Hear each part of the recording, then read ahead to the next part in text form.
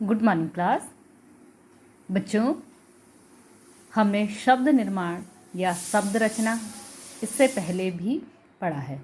ठीक है, तो जब शब्द निर्माण या शब्द रचना हमने पढ़ा था तो हमने जो है नए शब्दों का निर्माण के लिए हमने कहा था कि हम प्रत्यय लगा के, उपसर्ग लगा के और समास द्वारा हम नए शब्दों का निर्माण कर सकते हैं। ठीक है, तो प्रत्यय द्वारा किस प्रकार से हम शब्दों का नयापन उनमें लाते हैं, नया शब्द बनाते हैं, उपसर्ग द्वारा कैसे नए शब्दों का निर्माण किया जाता है, ये पिछली वीडियो में, पिछली कक्षाओं में हम समझ चुके हैं। ठीक है, आज हम जो है समास द्वारा शब्द रचना पढ़ेंगे कि समास द्वारा किस प्रकार से नए शब्दों का हम निर्माण कर सकते हैं। ठीक है बच्चों, तो सबसे पहले तो हम ये समझ लेंगे कि समास होता क्या है। ठीक है, तो समास शब्द का शाब्दिक अर्थ है संक्षेप, संयोग या मिश्रण। ठीक है, क्या अर्थ हुआ समास का? किस मिश्रण करना, संयोग करना, संक्षेप करना। ठीक है, व्याकरण में समास से आशय है दो या दो से अधिक शब्दों के मेल से नए शब्द की रचना ही समास कहलाता है। दो या दो से अधिक शब्द जब मिलकर एक नए शब्द का निर्माण करते हैं, ठीक है, तो उसको हम क्या बोलते हैं? समास बोलते हैं। इसकी प्रॉपर डेफिनेशन क्या होगी? दो या दो से अधिक शब्दों के मेल से नए शब्द बनाने की प्रक्रिया को हम समास कहते हैं। एक बार फिर देख लेंगे इसकी डेफिनेशन। दो या दो से अधिक शब्दों के मेल से नए शब्द बनाने की प्रक्रिया को समास कहते हैं। यहाँ तक सबको क्लियर हो गया कि समास क्या होता है? समास वह प्रक्रिया है जिसमें दो या दो से अधिक शब्दों को मिलाकर एक नए शब्द का निर्माण होता है। उदाहरण के लिए जैसे हमने देखा कि राजकुमार हमारे पास शब्द है, ये दो शब्दों से मिलकर बने राजा का कुमार यानी राजा का पुत्र, तो क्या बना? राजकुमार। नया शब्द क्या बना? राजकुमार। ठीक है, इसी प्रकार जो है जैसे बैलगाड़ी दो शब्दों से मिलकर बनी है, बैल धन गाड़ी। ये पूर्व पद और ये उत्तर पद। पहला वाला पद पूर्व पद कहलाता है, बाद वाला पद उत्तर पद कहलाता है, और दोनों को जब मिला लिया जाता है बच्चों तो ये कहलाता है समस्त पद। ठीक है, तो यहाँ तक क्लियर हुआ। पूर्व पद यानी पहले वाला पद, उत्तर पद यानी बाद वाला पद, और जो नया शब्द बनता है वो समस्त पद।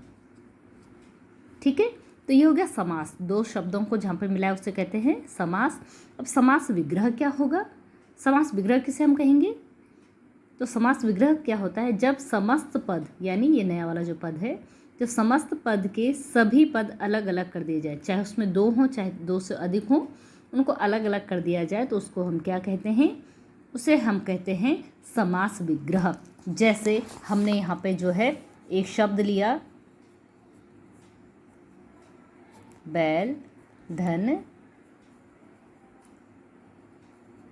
गाड़ी। ठीक है, ये हमारे दो पद हैं, बैल और गाड़ी। ठीक है, अब जो हम क्या कर रहे हैं, जब हमने इसको एक साथ बनाया तो हमने क्या किया? बैलगाड़ी, ये तो हो गया समस्त पद। ठीक है, ये समास हो गया। ठीक, अब जो है बैलगाड़ी शब्द को हमने दो शब्दों में तोड़ा,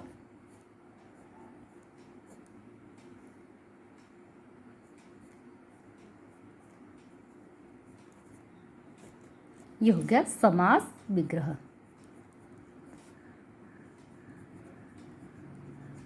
ठीक है, समास और समास विग्रह आप लोग समझ गए अच्छे से? ओके, अब देखेंगे संधि और समास में अंतर। इससे पहले जो है पिछली कक्षाओं में, कक्षा 6, 7, 8 लगातार आपने तीनों साल संधियाँ पढ़ी है। ठीक है, स्वर संधि, व्यंजन संधि, विसर्ग संधि आपने पढ़ी है, और आपको याद होगा कि हमने कहा था कि वर्णों के मेल को क्या कहते हैं? संधि कहते हैं। ठीक है, तो अब संधि और समास में क्या अंतर होता है बेटा? संधि दो वर्णों के मेल से होती है, जबकि समास दो या दो से अधिक शब्दों के मेल से होता है। ठीक है, तो संधि किसके मेल हुए? वर्णों का, और समास शब्दों का मेल। पहला अंतर तो ये हो गया।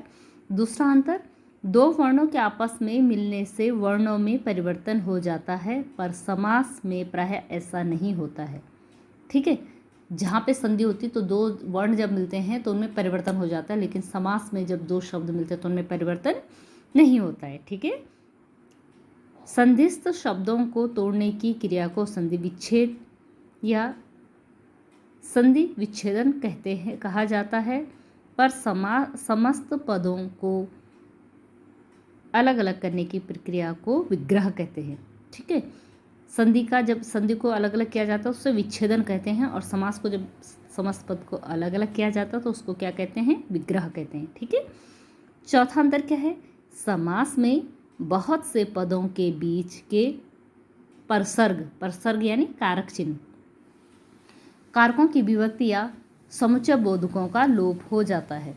ठीक है, जैसे हमने पढ़ा कि जो है तत्पुरुष समास में जो है सभी कारक चिन्ह आते हैं, आपके कर्म से लेके अधिकरण तक सारे कारक चिन्ह आते हैं, और जब हम समस्त पद बनाते हैं तो उनका लोप हो जाता है। आगे हम जब पढ़ेंगे समास के भेद तो हम देखेंगे कि किस प्रकार से समुच्चय और कारक चिन्हों का लोप होता है।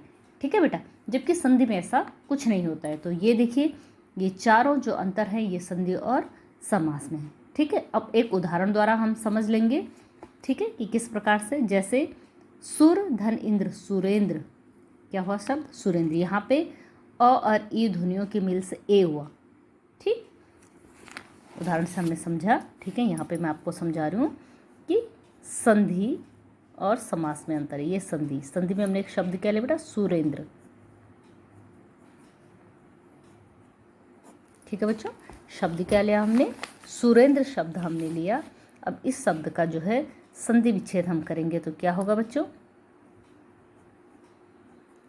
सुर धन इंद्र। ठीक, यहाँ पे क्या हुआ? सुर, अ का उच्चारण हुआ, अ और ई मिलके क्या हो गया? ए बन गए। ठीक है, तो अब क्या होगा? सौ में ऊ की मात्रा, र में के किसकी मात्रा लगनी? ए की। समझ रहे हो आप लोग? इंद्र। ठीक, हो गया सुरेंद्र। समझ रहे हो? ये बिंदु उसके ऊपर आएगा। ठीक, तो इसी तरीके से आप समझ गए कि किस तरीके से यहाँ पे हुआ है। इसमें क्या हुआ कि दो वर्णों का जब मेल हुआ तो वर्ण बदल गए, ए हो गया। लेकिन अब देखिए समास में क्या होगा? समास जब हम देखेंगे, जैसे गंगा तट, इसका हम विग्रह करेंगे तो क्या होगा? गंगा का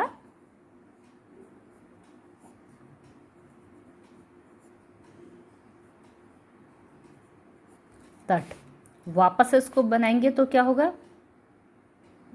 ये वाला जो है ये हट जाएगा, तो क्या हो जाएगा? वापस से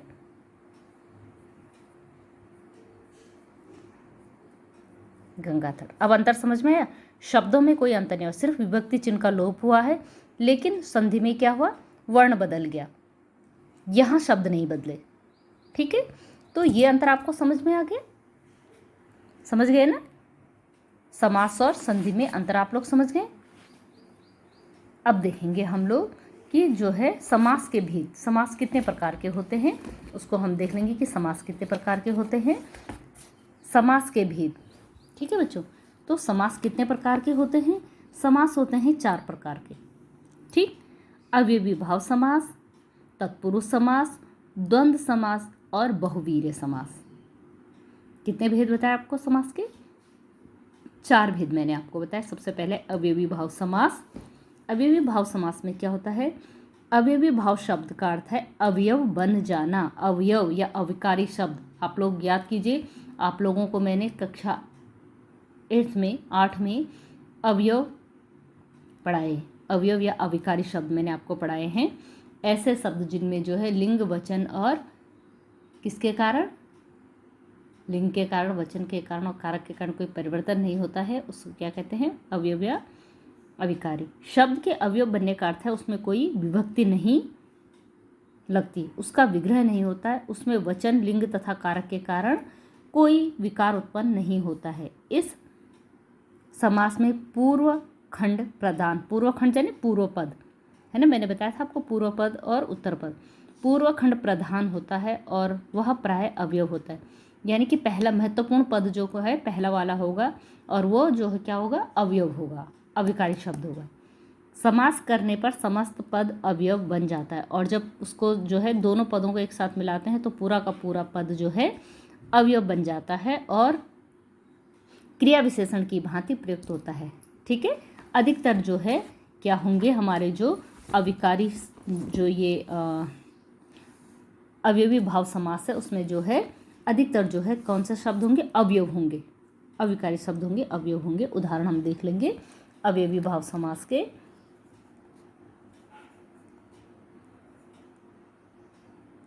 अवयवी भाव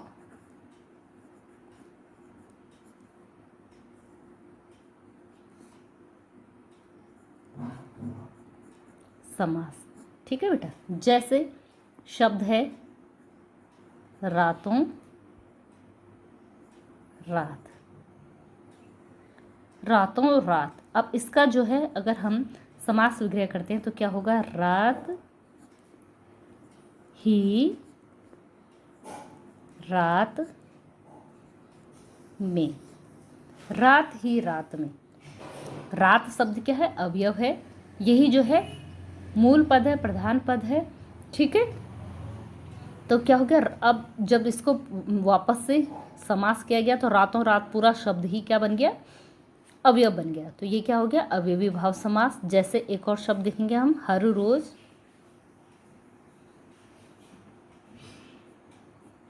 इसका भी समास करेंगे तो क्या हो जाएगा, रोज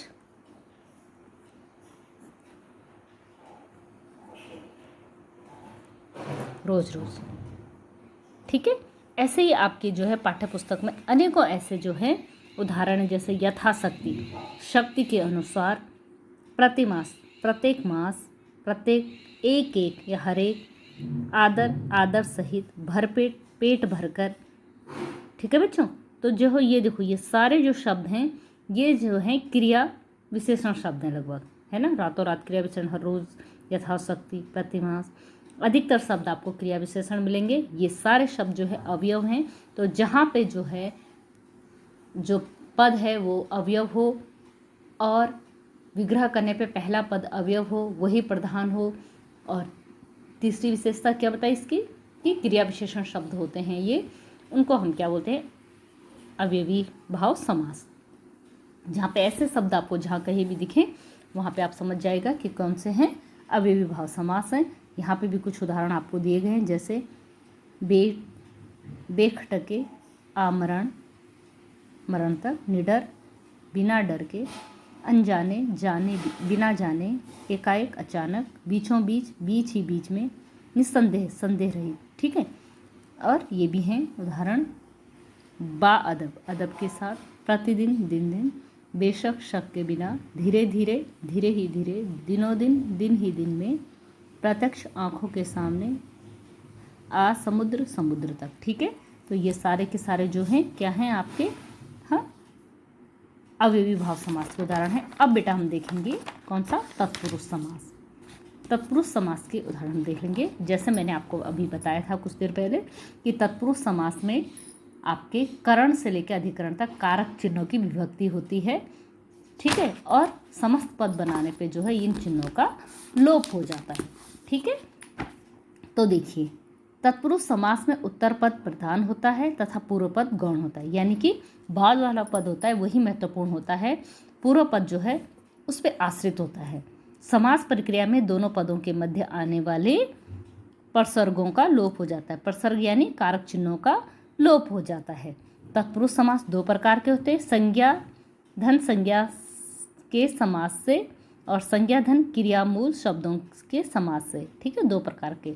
तो जो संज्ञा है और संज्ञा के समास से बनते हैं वहाँ पे क्या होता है, जहाँ पर दोनों पद संज्ञा हो, यहाँ पे दोनों पद संज्ञा होंगे। जैसे पाठ के लिए शाला, तो पाठशाला, पाठ भी जो है संज्ञा है और शाला भी संज्ञा शब्द है।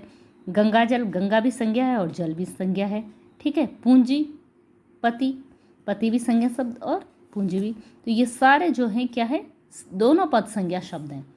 ठीक है, और यहाँ पे क्या होगा, एक शब्द संज्ञा होगा, दूसरा क्या होगा, क्रिया होगा। जैसे हस्तलिखित, हस्त यानी हाथ द्वारा लिखित, लिखित क्या है, क्रिया है। ठीक। शरण, शरणागत, शरण में आगत, शरण संज्ञा है, आगत क्रिया शब्द है। ठीक। स्वर्ग गत, स्वर्ग को गत, स्वर्ग संज्ञा और गत क्रिया शब्द। तो आप सब लोग समझ गए हो किस प्रकार से जो है तत्पुरुष समास दो प्रकार, तत्पुरुष समास दो प्रकार के, संज्ञा से संज्ञा बनने वाले और संज्ञा और क्रिया से समास बनने वाले। ठीक है। अब देखिए तत्पुरुष समास में कारक की विभक्तियों का लोप होता है। इसी आधार पर तत्पुरुष समास के 6 भेद होते हैं। ठीक है। तत्पुरुष समास के मुख्य कितने भेद हुए? 6 भेद। तत्पुरुष समास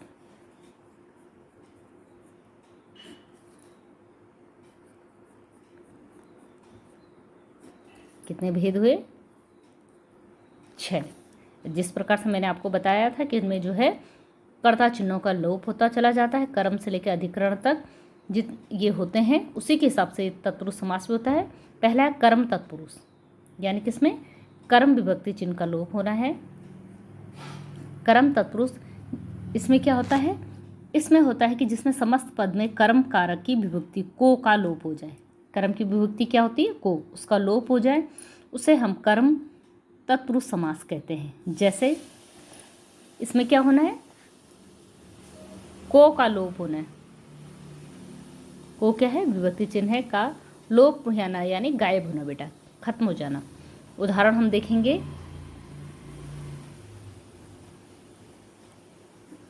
विदेश गत, तो क्या होना है बच्चे? विदेश को गत या गया हुआ। ठीक बच्चों। अब समस्त पद वापस बनाएंगे तो क्या हो जाएगा? विदेश, ठीक, को गायब हो जाएगा, विदेश गत रह जाएगा। ठीक है। या विदेश को गया या विदेश गत भी हम इसको लिख सकते हैं। ठीक है बच्चों, समझ गए? अब है दूसरा, देखो आशागत।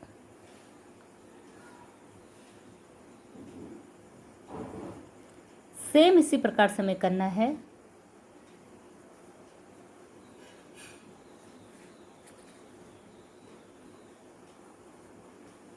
आशा को गत यानी आशा को पार किया हुआ, तो जब वापस करेंगे तो क्या हो जाएगा?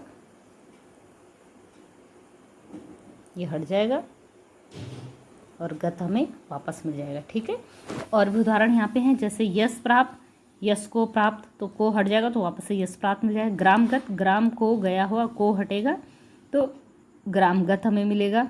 कष्टभोगी, कष्ट को भोगने वाला, तो ये हट जाएगा तो ये कष्टभोगी वापस मिल जाएगा। गृहगत, गृह को आया हुआ। ठीक है बेटा। तो ये सारे जिसमें भी जो है क्या है कि को विभक्ति का प्रयोग हुआ है, लेकिन समस्त पद बनाने पर जो है विभक्ति को विभक्ति जो है उसका लोप हो गया है, तो उसको कहेंगे हम करण। उसके बाद जो है उसको कर्म कहेंगे। अब क्या है? दूसरा क्या है? ये तो कौन सा था? कर्म तत्पुरुष था। अब देखिए करण तत्पुरुष।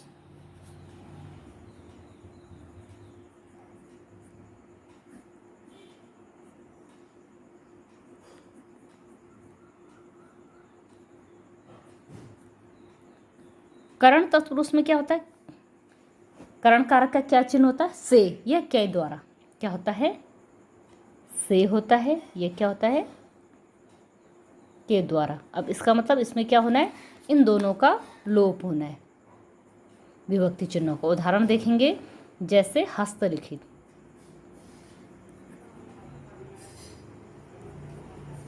ठीक बच्चे, हस्तलिखित।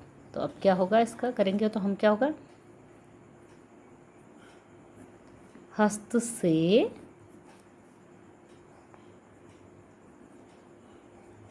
लिखित। ठीक है बच्चों, ये से गायब होगा तो फिर क्या बच जाएगा? हस्तलिखित। ठीक है। तो से विभक्ति चिन्ह हमारा गायब हो गया। ठीक है।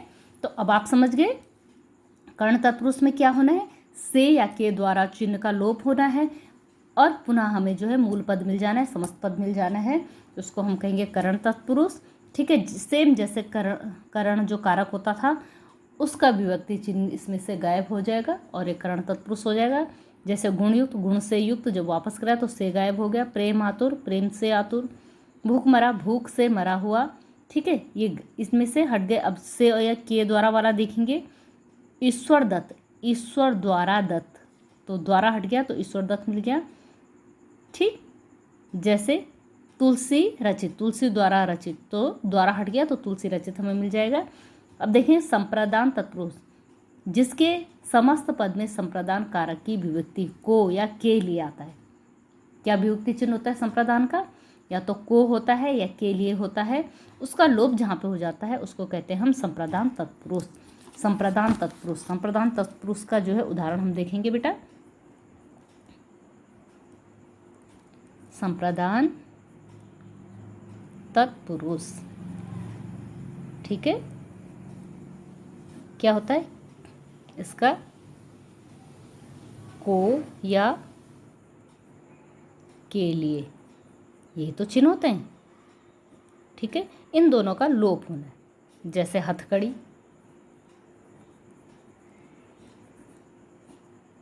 ठीक है, हथकड़ी, तो क्या हो जाएगा? हाथ के लिए कड़ी। अब इसको हटाएंगे तो वापस से क्या मिलेगा? हथकड़ी। ठीक, ऐसे और उदाहरण है। जैसे डाक व्यय, डाक के लिए व्यय। हवन सामग्री, हवन के लिए सामग्री। गुरु दक्षिणा, गुरु के लिए दक्षिणा। मार्ग व्यय, मार्ग के लिए व्यय। ये सारे के लिए, के लिए, के लिए जो है ये किसके उदाहरण हैं? किसके विभक्ति चिन्ह? संप्रदान तत्पुरुष कारक के उदाहरण है, उनकी विभक्ति चिन्ह है। जब इनको हटा दिया जाएगा तो वापस से मूल पद हमारे पास मिल जाता है। ठीक है, ऐसी ये है। देश के लिए भक्ति, रसोई के लिए घर, राज्य के लिए लिप्सा, राज्य लिप्सा। राज खर्च, राह के लिए खर्च। आराम कुर्सी, आराम के लिए कुर्सी। ठीक है, तो आप लोग देख रहे हैं के लिए जो है जगह जगह पे विभक्ति चिन्ह आया है। और समस्त पद जब हम बना रहे हैं बच्चों तो जो है हमारा विभक्ति चिन्ह उसमें से हट जा रहा है। अब देखेंगे हम अपादान तत्पुरुष, जिस समस्त पद में अपादान कारक की विभक्ति से का लोप हो। ठीक है, से हमारा करण में भी आता था लेकिन वो क्या है? साधन के रूप में कार्य करता था। यहाँ पे क्या है? अलग होने का कार्य करेगा, उसे अपादान तत्पुरुष कहते हैं। जैसे ऋण से मुक्ति, यानी ऋण से वो अलग हो रहा है। ठीक है, वापस जब समस्त पद हम बनाएंगे तो क्या हो जाएगा? ऋण मुक्त, से हट के ऋण मुक्त आ जाएगा वापस। भय से मुक्त, भय मुक्त। शाप से मुक्त, शाप मुक्त। कर्म से भ्रष्ट, क्रम भ्रष्ट। इसी प्रकार से देखिए और भी सब में जो है से विभक्ति चिन्ह आया है, जो कि किसका उदाहरण है? अपादान तत्पुरुष का। और जब वापस हम समस्त पद ले रहे हैं तो हमारा विभक्ति चिन्ह जो है बीच से गायब हो जा रहा है। ठीक है, तो समझ गए? कारक के जितने भी जो है कर्म से लेकर अधिकरण तक के जो है कारक जो चिन्ह है उनका लोप होता चला जाता है। यहाँ पे संबंध तत्पुरुष का, के, की का लोप यहाँ पे होना है। ठीक है, जिसमें समस्त पद में संबंध कारक की विभक्ति का, की, के का लोप हो जाना है। जैसे सेनापति, सेना का पति, वापस शब्द बनाए तो का गायब हो गया तो सेनापति मिल जाएगा। ठीक है, राजकन्या, राजा की कन्या। ठीक है बच्चों, ये देखिए की, का, की, के, ये सारे जो है किसके हैं? किसके एग्जाम्पल हैं? संबंध तत्पुरुष के। ठीक है, देख रहे हैं आप लोग। जैसे पराधीन, पर के अधीन, तो के हट जाएगा तो क्या हो जाएगा? पराधीन शब्द मिल जाएगा। इसी तरीके से राज कहानी, राजा की कहानी, राम की कहानी। अमृत धारा, अमृत की धारा। राजभक्ति, राजा की भक्ति। राजदंड, राजा का दंड। इस तरीके से सारे जो है इन सभी में जो है का, के, की जो है विभक्ति चिन्हों का प्रयोग हुआ है। लेकिन वापस जब हम समस्त पद बना रहे हैं तो देखिए विभक्ति चिन्ह हट जा रहे हैं, है ना? ये सारे विभक्ति चिन्ह जो हैं हट जा रहे हैं जब हम समस्त पद का निर्माण करेंगे। ठीक, और लास्ट है अधिकरण तत्पुरुष, जिसमें समस्त पद में अधिकरण में विभक्ति चिन्ह क्या? में या पर, में या पर का लोप होना है। ठीक है, जैसे गृह प्रवेश, गृह में प्रवेश, में हटेगा तो वापस से मूल शब्द बच जाएगा गृह प्रवेश। शोकमग्न, शोक में मग्न, में हटेगा तो वापस से शोकमग्न। नीति निपुण, नीति में निपुण। देखिए आप विभक्ति चिन्ह हटाइए तो वापस से वही शब्द मिल रहे हैं हमें। ठीक है बच्चों, तो ये था हमारा तत्पुरुष समास। ठीक है, तत्पुरुष समास बहुत आसान है। अगर आपको कारक के विभक्ति चिन्ह याद हैं तो आपको कोई परेशानी इनमें नहीं होनी। हम आसानी से इनको पहचान लेंगे क्योंकि आपको कारक चिन्हों की पहचान है। और जब भी आप इनके समस्त पद जब बनाएंगे तो आप क्या करेंगे, कारक चिन्हों का लोप आप देखेंगे कि कारक चिन्हों का लोप होता चला जा रहा है। लेकिन बेटा उसके लिए आप लोगों को जो है, जो ये जितने भी उदाहरण मैं आपको ये पुस्तक में के माध्यम से बता रही हूँ, आप लोगों के पास जो भी पुस्तक है उसमें सभी में जो है उदाहरण दिए होंगे, तो उनको ज़रूर आप लोग उनकी प्रैक्टिस करेंगे और देखेंगे किस प्रकार से जो है कारक चिन्ह आ रहे हैं और किस प्रकार से उनका लोप हो रहा है, तभी जो है आप इसको समझ पाएंगे। ठीक है, तो अभी तक के लिए इतना। जो भी आपकी समस्याएं होंगी इसमें, जो भी वीडियो के माध्यम से आप लोग को नहीं समझ में आएगा, जब भी आपकी ऑनलाइन क्लास होगी आप अपनी समस्याएं वहाँ पे पूछ लेंगे बेटा, मैं उनको वहाँ पे हल कर लूँगी। ठीक है, तब तक के लिए अपना ध्यान रखिए। धन्यवाद।